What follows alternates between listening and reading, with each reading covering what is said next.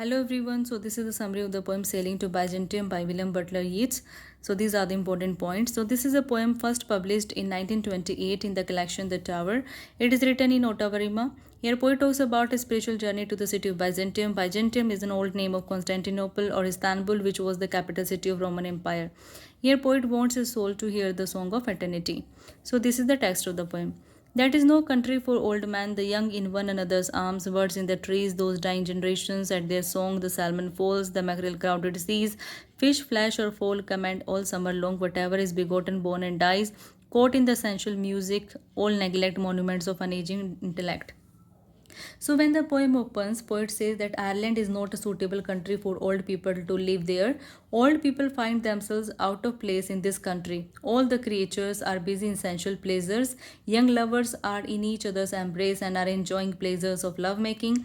Birds, salmon, fish in the waterfall, mackerel fish in the sea, all these creatures are celebrating the sensual music of life and are stuck in the natural cycle of life and death. So all of these creatures take birth, copulate, and then die. They are not concerned about the artistic achievements of intellect, which is permanent and ageless. So they are just busy in enjoying the sensual music.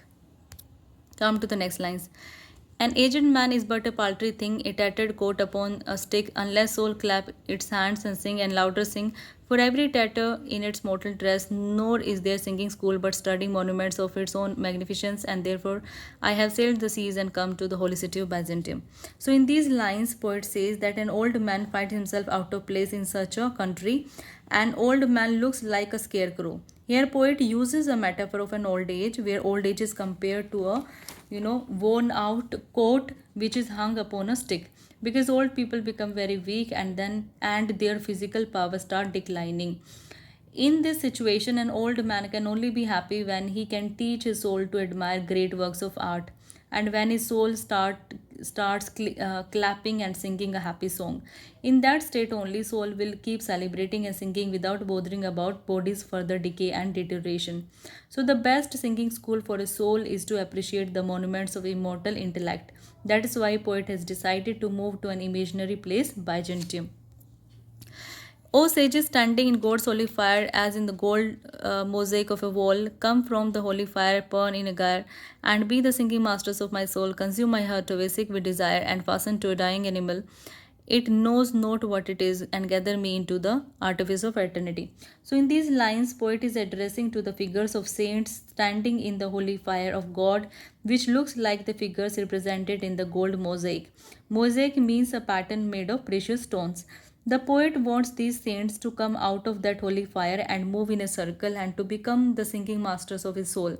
He wants these saints to purify his heart from all the impurities. He wants these figures to teach his soul spiritual music so that he can get rid of the sensual desires.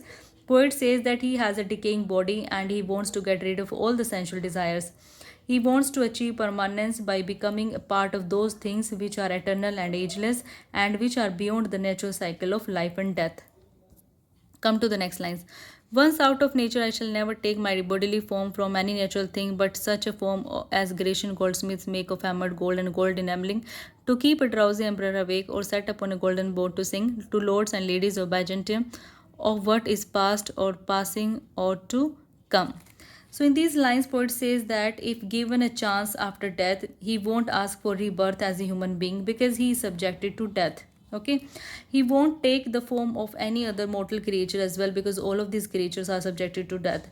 He would like to become a golden bird, the bird which was designed by Grecian goldsmiths to please an emperor. So by becoming a work of art, he won't be subjected to death and decay as in mortal life. He would rather like to be placed on a golden branch or as a golden bird, and where he will appear to be singing songs to the to the males and females of Byzantium city, about past, present and future. So by becoming a golden bird, he would become immortal and eternal, and this is what he wants.